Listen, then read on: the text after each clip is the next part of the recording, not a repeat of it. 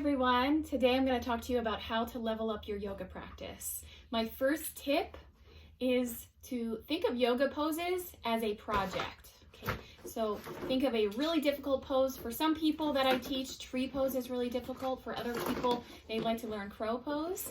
Think of a pose that you really want to do. And I encourage you to dream big. You know, whatever that pose is, headstand, standing on your head, being able to float or balance on one leg. Those are important goals to you. So find a goal that's really important to you and find a pose that you'd really like to be able to do. Make that your project, you know, for the next month, for the next year, whatever it is.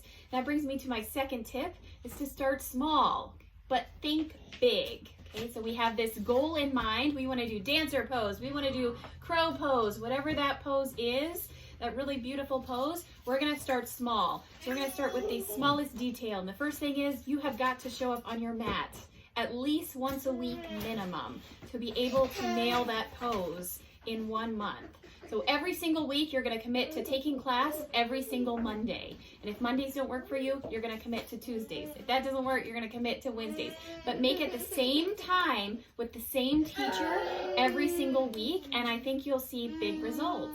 Okay. My third tip is to watch your inner dialogue. So there will be times throughout this little project that you have that doubt will start to set in. You'll think, oh, this is so hard, I can't do this, or I want to sleep in, I want to watch TV instead. That is totally normal. I have those thoughts all the time myself, but you have made a commitment to yourself that you're going to work on this project, you're going to work on this goal, and you're going to do it, okay? So taking a yoga class, I think, is the easiest step to do. Just show up, right? And then the fourth thing is make sure you try that pose every single time you take class. So every time you practice yoga, whether it's once a week or you're brave enough to try maybe 3 times a week, 4 times a week, 5 times a week, whatever it is, you're going to try that one pose at least once. And if it's on the right side or a left side, you're going to try it once, at least on both sides. Okay?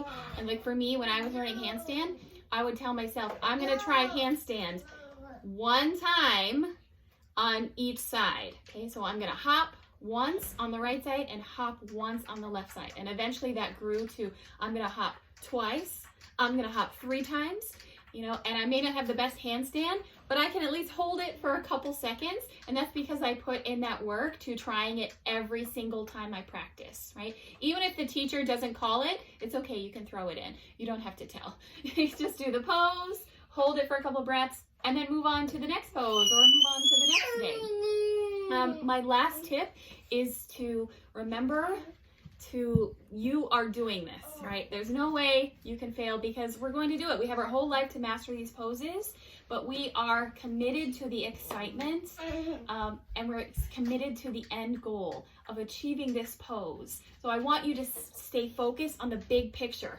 Think of how exciting it would be to be able to nail dancer pose, crow pose. Oh my gosh, it's gonna look so cool in pictures. It's gonna look so cool. But most of all, I'm gonna feel so good about myself because I put in all this work and stuck to the plan. So I want that same feeling for you.